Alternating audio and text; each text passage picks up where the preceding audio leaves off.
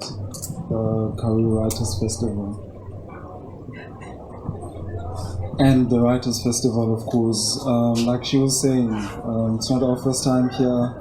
And yeah, every time we come, we just get a lot, learning so much about the history of this nation of ours. And I only have like 2 pieces for us today.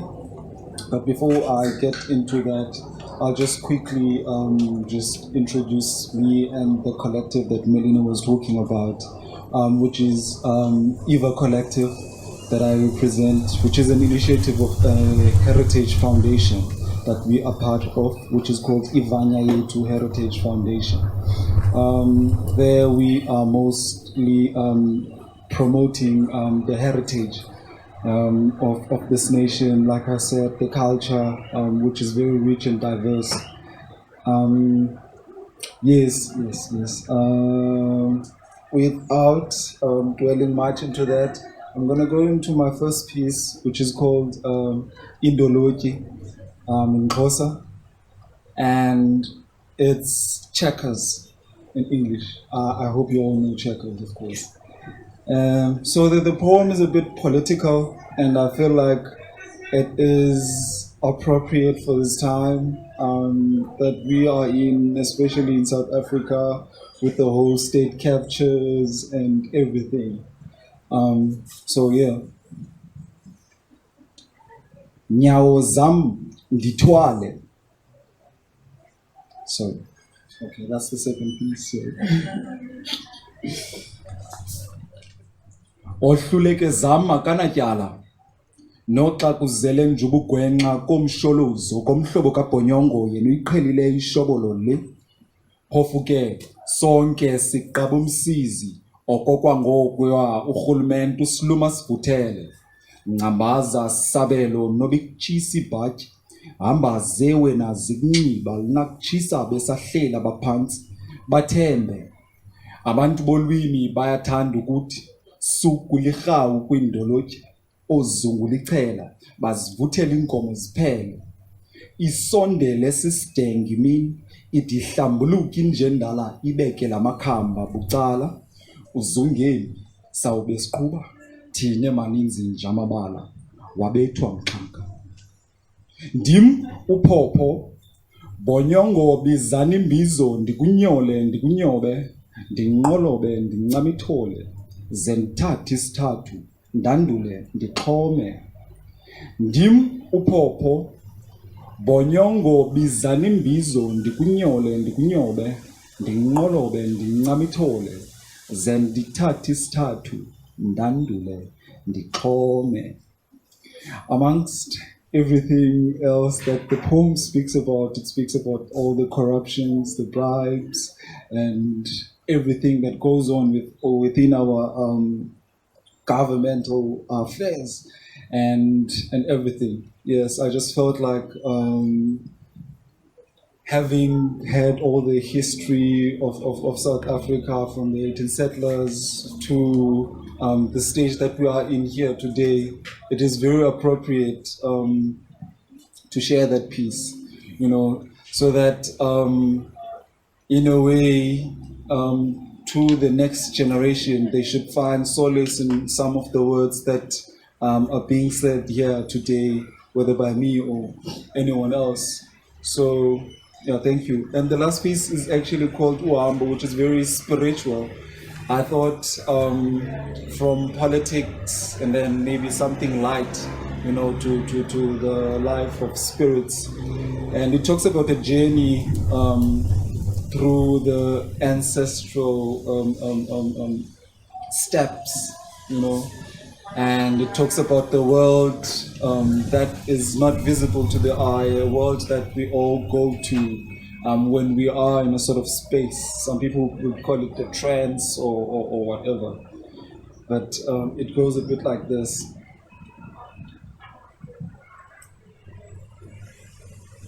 Nyawo zam ndithwale ndithathe undibeke next to my great grands rhythm and harvest.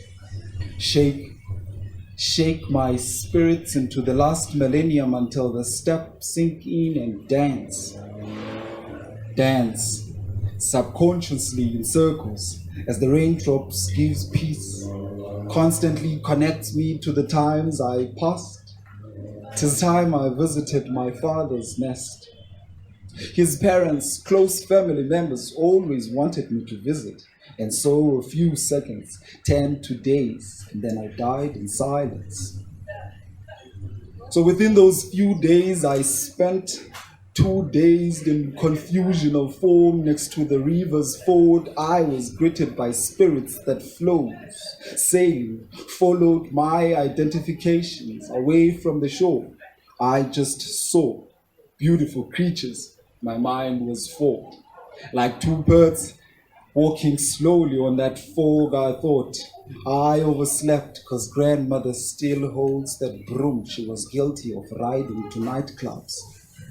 She was singing non-stop songs, praises, poems, all night long. My welcome home party was dope. She was singing non-stop songs, praises, poems, all night long. My welcome home party was dope. So what if the sirens inside head had no crash?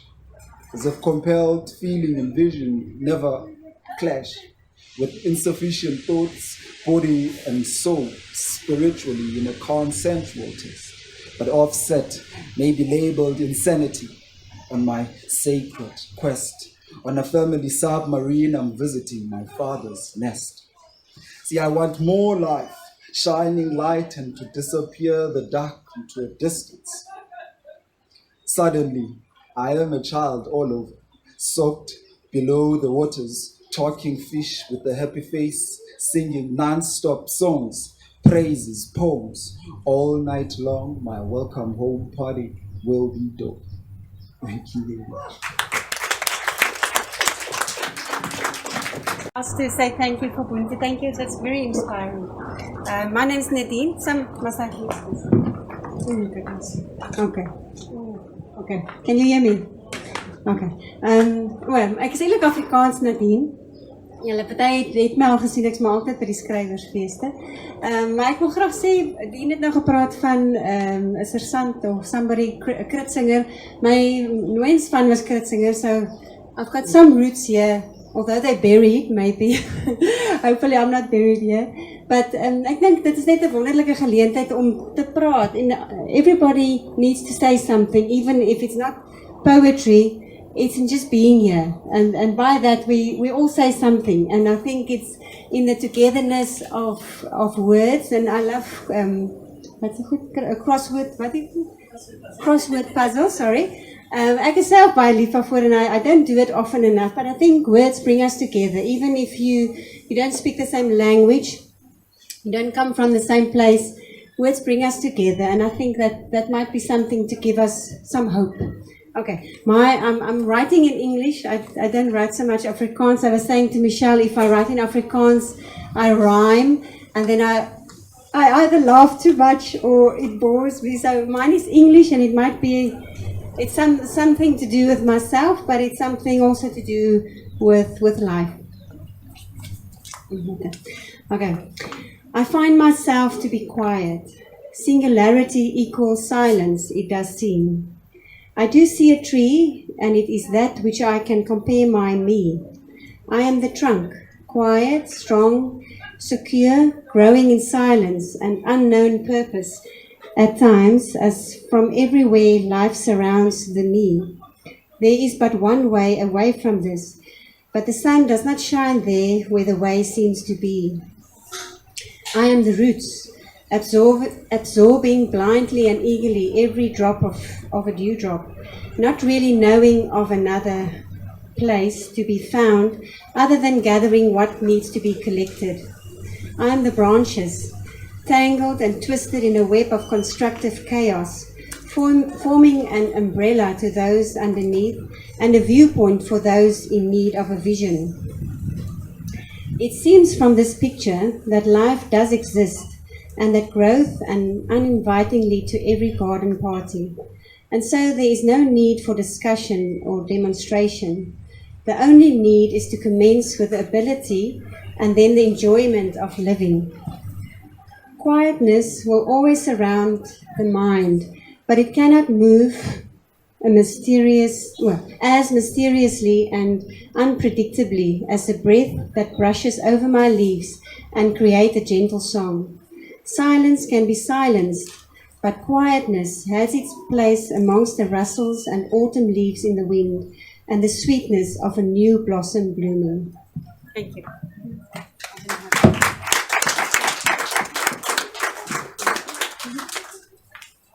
Thank you so much. Tony.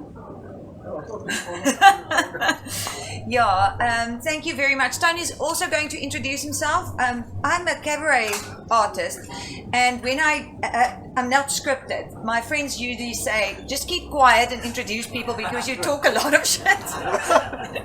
So, Tony, can you please introduce yourself? I will. There might be come a time that you want to use a mic. I do, yeah. Then you must tell me if I have to Do I hold need to on use to it the for mic? you.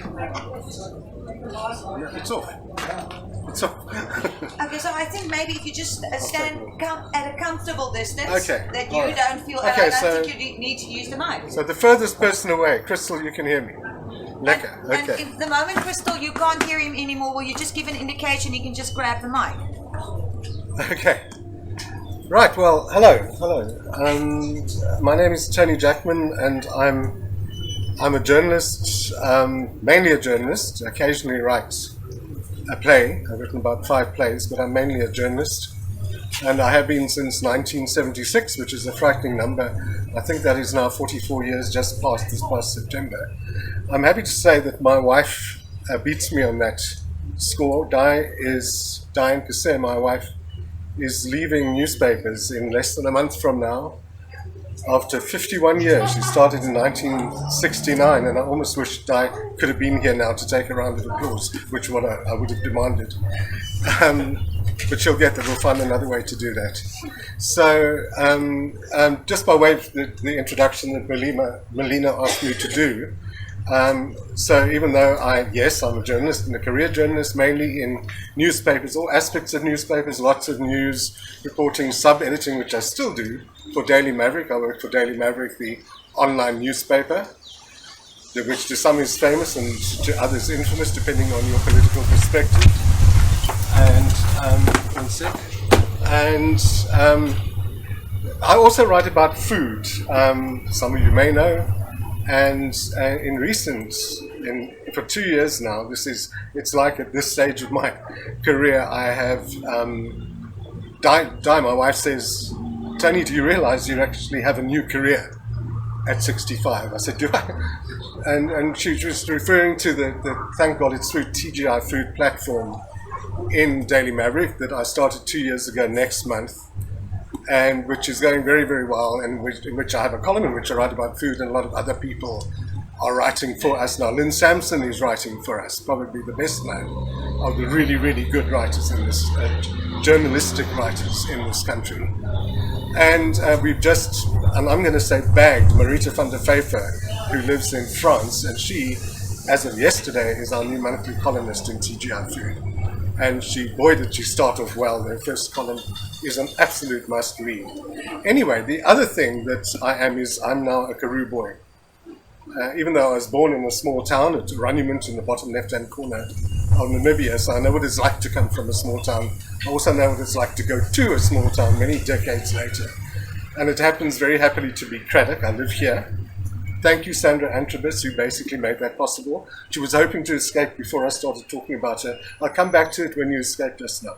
To you. Then we're going to skin a lekker about Sandra. The Karoo is a thing for me, and it has been for a very, very long time, since the first time Di and I went to Mikersfontein. You know, it's so long ago, we can't quite recall which year it was, but it was very early 80s. It may have been 81, 82, I think. And we've been going there usually 2 or 3 times a year, sometimes overnight on the way to or from somewhere. Mikersfontein is really where I first discovered my hero, Olive Schreiner. And I walked a path on and off with Olive, occasionally following her tracks, occasionally our tracks would move away, and then somewhere else along the line I'd come back to Olive. My first Olive Karoo encounter personally was in a town that I don't know, that she certainly didn't have to stay in it, Calfinia, in another Karoo, in the Antam Karoo. But I once stayed in the late 90s in the Boekenhuis in Calfinia, which is owned by Alta and Erwin Kutsia. And it's a little lovely 1860s, I think 1867, proper Karoo aftaki house with the double door and the wide stoep, the end of the street on one edge of town next to their beautiful farm. And they hire it out. It's also owned by one or other of the Ruperts in association, in arm with Alta. And they invite writers to come and spend days or a week or even a couple of weeks there.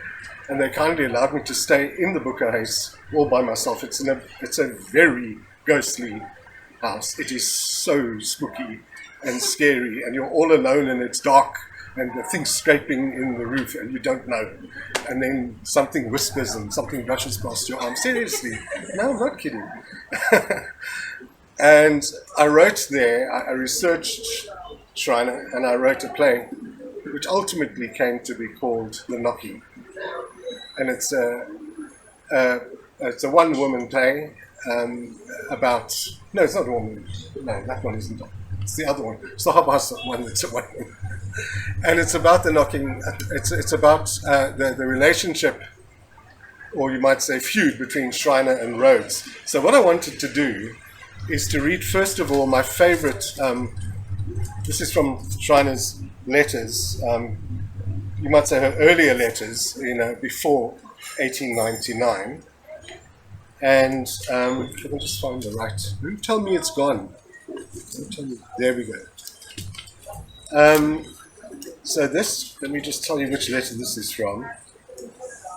She was writing here in 1890, the 20th of April 1890, which happens to be my birthday, and that is... Oh, do we need it? Okay, this is going to be interesting. Is it okay here? Yeah. I'll hold it for you. No, that's fine. Are you fine? Okay, that's fine. Okay. Is that better? Hello. I can hear myself less now, but anyway, as long as you can. All right. Was anybody missing most of that? No. Okay. So, 20th of April, 1890. That meaninglessly coincidentally, happens to be my birthday, and this was written 65 years before I was born, and so 65 years after I was born. I'm going to try to read this to you in the wind. She's writing to Havelock Ellis, one of her greatest correspondents or correspondentees, or whatever the word is for that. Sorry, won't you just put that down somewhere for me, please? Thank you. Sorry, thanks. Thank you. Great. Okay. It is so helpful. So, she wrote, Olive wrote from Fontaine to Havelock Ellis in 1890. It is one of those glorious and beautiful days on which simply to be alive is cause for blessing and praising God. It is perfect, so still, the motionless Karoo with the sunlight shimmering on it, the stainless blue with just one little cloud floating in like a ship. One doesn't know why. We've all seen that big blue sky. There's that one cloud, and where did it come from? Why is it there? And it happens so often. It is so strange to think that trees and grass are as beautiful to you, Havelock, as this stern nature is to me. I can't describe to anyone the love I have to this African scenery. It is to all others as the face of the woman he loves best is to a man as compared to all other faces. And then, just nipping back a little bit further to there, thank you. This was just less than a month earlier, and for those of you who know Mikey's Fontaine, this is rather insightful. If you don't know Mikey's Fontaine, you need to get to know it. It is so special. There's no place, as Dean Allen knows, no place like it. Once you've been there, you can only be captivated. So again, to Havelock Ellis, 25th of March, 1890. I got here yesterday morning from Cape Town. It is early morning now. I have woken up just as I used to in the old days when I was in the Karoo, and I'm sitting at the dressing table before my little window to write. The sun is just rising, the hilltops are dull purple. Over the way at the railway station, the coloured boys are at work already, digging the new foundations. This was another time. I might be at Rattelhoek as far as the sounds go. Now I am going to put my hat on and go out for a walk over the Karoo. Such a sense of wild exhilaration and freedom comes to me when I walk over the Karoo.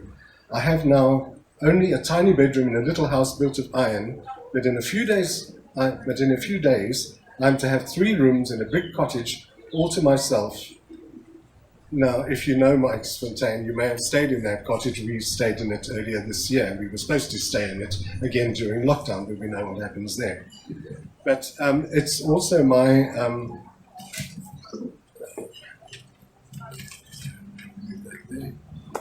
I think this talk is going to be remembered for the pigs and yeah, I'm fine. Don't worry, I'm going to muddle by it. But I like this, just as a counterpoint to that. We've now skipped. No, this is. Yeah, it's only a year. It's a year and a half later.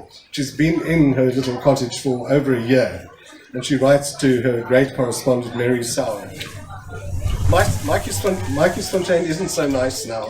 There are too many people, and they write about my little room, and all the charm is gone. What would she think today? What would she think today? Of course, maybe she would have enjoyed the lockdown because so many. Thank you so much, because so many people didn't bother her in her room where a ghost has been able. Thank you. So I'll just stay far from you. Okay. There we go. All right. Okay. Now, where am I? Okay. Must you have it? Leave it. Leave it. Okay, here's another passage, and this, I think this is where we start to get a taste of Schreiner and Rhodes. Now, the point here is that to begin with, Schreiner admired Cecil John Rhodes. Not so much later on, as we would put it these days. And these passages that I'm going to read, it's just a few, it's not a hell of a lot, that relate to Rhodes, to her relationship with Rhodes. I'm not banging a drum in either direction. This is a controversial topic. He remains a controversial man. But I think that gives some insight, because this is a woman who knew him, writing about him at the time, and having formed opinions about him which are not far from the sort of opinions people have developed about him today. But this is like in the 1890s, early. I have copies of all the letters I wrote. She's talking about two Rhodes. I have copies of all the letters I ever wrote him, and they are one long, passionate endeavor to save him from what seemed to me the downward course. I felt so terribly about him when he was acting in a course that seemed to me most disastrously wrong. I have gone out of the House of Parliament when he was speaking and written a note and hired a boy to take it over, there we go again, imploring him to abstain from damning his own soul, as it seemed to me he was doing, with all his genius, with all his beautiful, wonderful gifts, to see it going so. And then here is the best. Let me just leave it there. Thanks. I'm probably not coming back to that one. Here is probably this might be the most famous Schreiner quote about Rhodes. I shall never forget looking at those two men's faces that day. Will, this is her brother Will Schreiner, who at one point was Prime Minister of the Cape. Will, poor old Will, with his lack of imagination and creative insight, but so good, so simple, so pure. She loved her brother Will, she called him Laddie. Rhodes, with all his gifts of genius and insight, and below the fascinating surface, the worms of falsehood and corruption creeping. But here's the other thing, the other aspect of Schreiner that intrigues me still is her incredible foresight. There we go. Oh, here we go. And so this is 1896, quite a bit more recently, again to Betty Maltino. Cron returned yesterday, her husband by then, Cron returned yesterday from Craddock where he had been for 10 days. No, I don't distress myself about things. I seem to have no feeling left, hardly about anything. The way they're hounding the Mashonas for what they call murders, her italics, i.e. for killing people in time of war, is to me far more terrible than anything that is happening in the colony. But I feel I am powerless. The English people are given up to their lust for gold and empire, and there is nothing left to appeal to. It doesn't ever help me at all to think that in 50 years' time, all this injustice will be terribly paid for in a white man's blood. There are many, many more things that she wrote in various letters, as Crystal knows well, on that subject. Her prescience was quite astonishing. But finally, and I think it's finally, nobody's not on. I'm going to leave that. I'm just going to do this one here. Okay.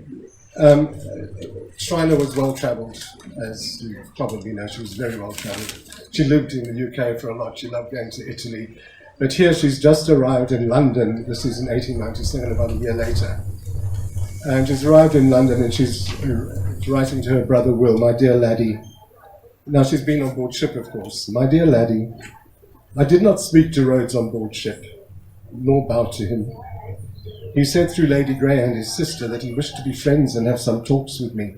But I told them that it was better we should not meet, as I should attack him. Miss Rhodes told me he was so afraid of me that he dared not come and wash his hands in his own cabin because he had to pass my cabin and might meet me. I told her I should speak to him. I told her I should not speak to him nor see him. He had no need to be afraid." So there we go. Okay, no more book. No more book. No more book. No more book. Go. Okay, so do I need the microphone? I'll keep the microphone. Just like it. Okay, there we go. Thanks. You can go under the... Okay, so I'll just try. Are you all okay? Are you actually in the rain? I'm okay. I love the rain. It's kind of. You need that. Rain on me. I don't mind. Okay, so I walked with Olive, as I say, in various ways. I told you about Michael's Fontaine and the little brief sojourn, my week in Calvinia in the Book House. Michael's Fontaine was our family, Karoo home, if you like. We never lived there. I mean, who gets to live there? I'm not a Rawdon. But what happened? One thing that Michael's Fontaine gave us is Sutherland. And we had already been going to Mikey's for a number of years, and we've been looking at, on the N1 outside Mikey's Fontaine, there's the sign, Sutherland 110 Ks. And one Sunday during breakfast, I said to Di, you know what, we've been talking about going to have a look. So we went to have a look. We ended up years later living there. Yeah, go figure. It's a long story. But we breezed into town, and that trip, and we drove all around the streets. There was nobody anywhere, not a single soul. It was like a ghost town, truly a ghost town. And we came round a corner, and every car in town was outside a particular church. But the place intrigued us, and so not long after that we contacted an estate agent. We went back, and one thing led to another, and there's the thunder on cue. Well, very well timed thunder.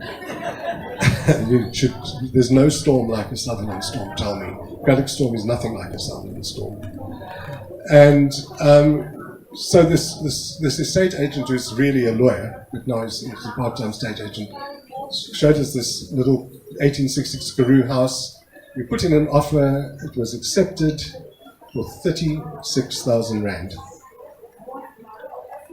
Behind that house, in the main drag, corner to corner with our far fence, was another house, but a much nicer house of similar vintage. across the road from which is Andre's Café, where old Andre one day, now we'd been going there for a number of years, just for a couple of years at weekends.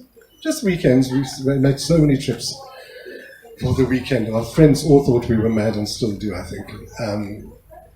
And one day I bought my milk and bread at a Sunday morning, and Andre was at the till that day himself, and he said, you know, Tony, you know that house across the road there? I said, yeah, it's backs onto mine. He said, I think old Germany, Barent, whatever his surname was, escapes me now. You know, I think he'd sell it to you.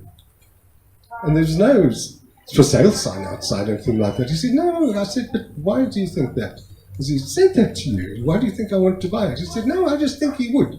I think you should buy it, Tony. So he said, so I hummed and hawed and I was about to. He said, no, yes, yourself. So I thought, okay. So I went and stood just up the road in the grounds of the NG Kerk. And I dialed the number of this man I'd never heard of until 3 minutes earlier. And I said, hello, and he answered and he said, yeah. And I said, hello, is that Germany so-and-so? And he said, yeah. I said, no, it's Tony Jackman. I'm phoning them, standing across the road from your house here in Craddock, where I believe you were born and brought up and that you still own this house, which Andre now wants to sell to me. And he said, yeah. I said, well, you know, I'm just talking to Andre, and he said, you know, he thinks you might like to sell it to me. He said, he paused, and he said, yeah, okay. I said, okay. I said, has Andre spoken to you about this? He said, no, I haven't spoken to him for 3 years. And he said, well, what do you want to pay? I said, well, what do you want me to pay? And he said, I don't know. He said, hold on. Yeah, hello, Tony? 25,000 rand? And I said, yeah, okay, I'll pay. So we bought a house, and long story short, we went a few years later to live in the UK for 4 years, came back, because now we're missing the sun, well, the big open blue sky, hello, and with the one little cloud floating in it, and I'll be off soon, okay. And we're now back in Cape Town, where we haven't really thought about the fact that before we left for the UK, we sold our home in Cape Town. Meanwhile, we happened to own 2 little houses in Sutherland, so we thought, okay, Sutherland is calling us. We went and lived in the first house, turned the second house into a restaurant, which we ran very happily for 2 years.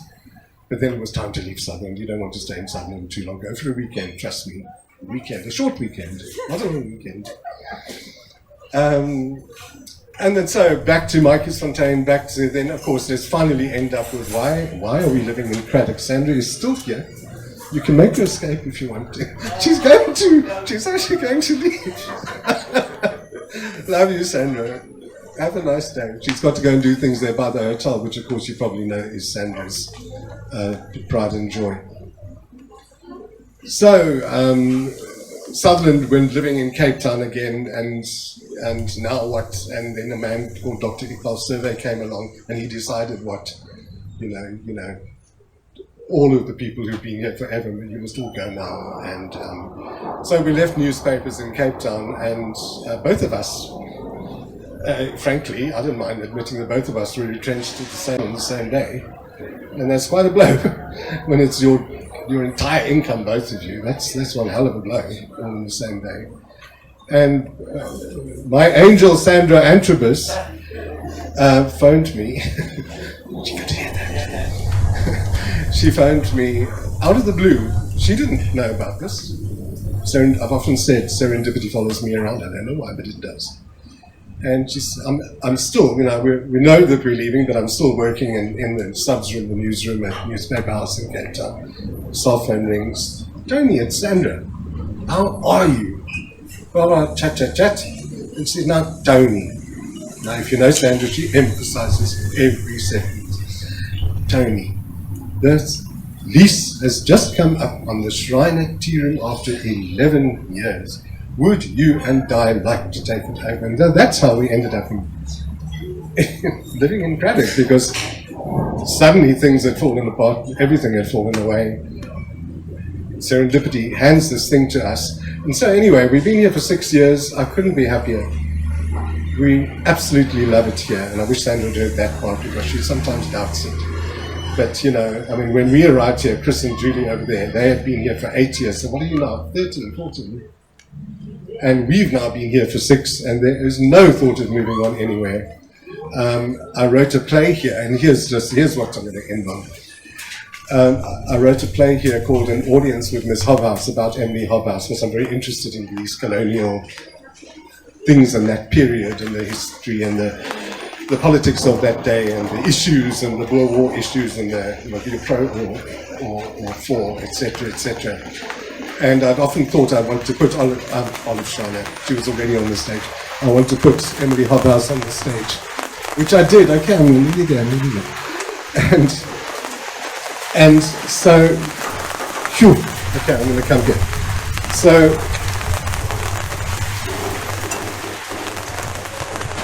okay, is everybody fine and safe from wettitude?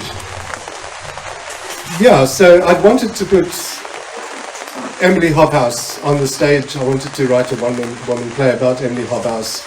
We had come back to, this is now 2010, we hadn't yet moved back here. We're still living in Cape Town.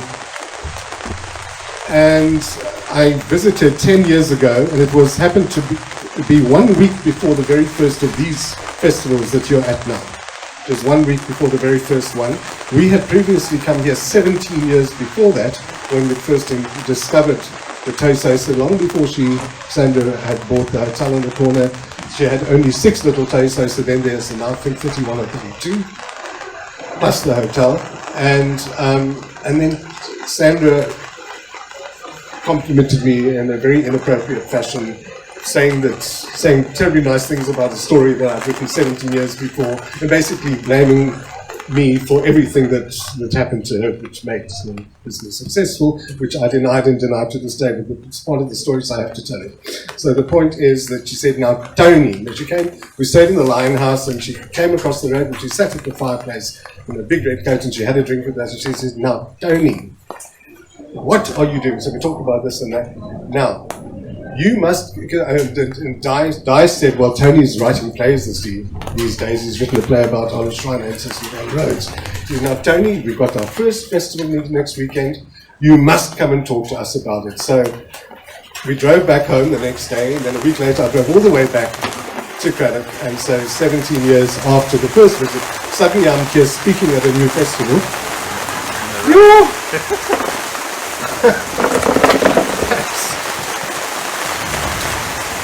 Oh dear, where am I now? Maybe I should wrap it up there. I think the portents are that we're nearly done. Listen, basically that's all part of the story of coming back to Craddock, but it's a lekker place to visit, much nicer than Sutherland. Okay. Thank you all for your time, and enjoy the rest of the festival. Bye-bye. Thanks for your help.